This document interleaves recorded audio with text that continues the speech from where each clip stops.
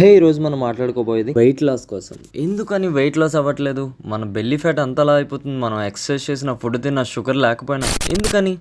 ఏమై ఉండొచ్చు రీజన్? మరి అనుకునే ఉంటారు, నాలో ఏమైనా ప్రాబ్లం ఉందా ఏంటి, జెనెటిక్సా లేకపోతే ఏంటి, నేను ఏం చేయట్లేదు సరిగ్గా. కానీ అలాంటిది ఏమీ లేదు. Number 1, drinking water, hydrate. ఎప్పుడు హైడ్రేట్గా ఉండాలి బాడీ. వెయిట్ లాస్ అని చెప్పి వాటర్ మానేసి అలాంటివి ఏం చేయొద్దు. ఫుల్ హైడ్రేట్గా ఉంచుతుంటే దాన్ని బట్టి వెయిట్ అనేది లాస్ అవుతుంది.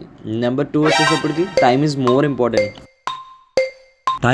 ఇంపార్టెంట్లో ఫుడ్ అండ్ స్లీప్ చాలా ఇంపార్టెంట్. ఎందుకు ఇంపార్టెంట్ వెయిట్ లాస్లో స్లీప్ అండ్ ఫుడ్? ఒక ఎగ్జాంపుల్ తీసుకుందాం మనం. ఒక పర్సన్ 6:30కి ఫుడ్ కంప్లీట్ చేశారు, ఇంకో పర్సన్ 12:30కి ఫుడ్ కంప్లీట్ చేశారు.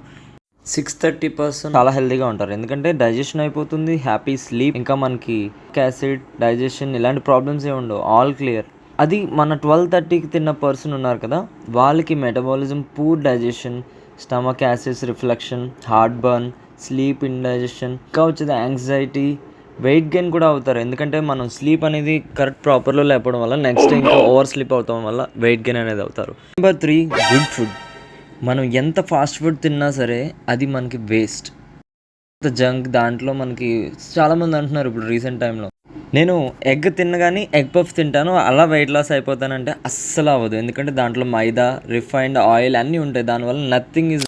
ఎవ్రీడే మంచిగా ఎక్సర్సైజ్ చేయండి, మంచి ఫుడ్ తీసుకోండి, fruits, veggies, seeds, smoothies, main thing leafy vegetables. Number 4, calories tracking.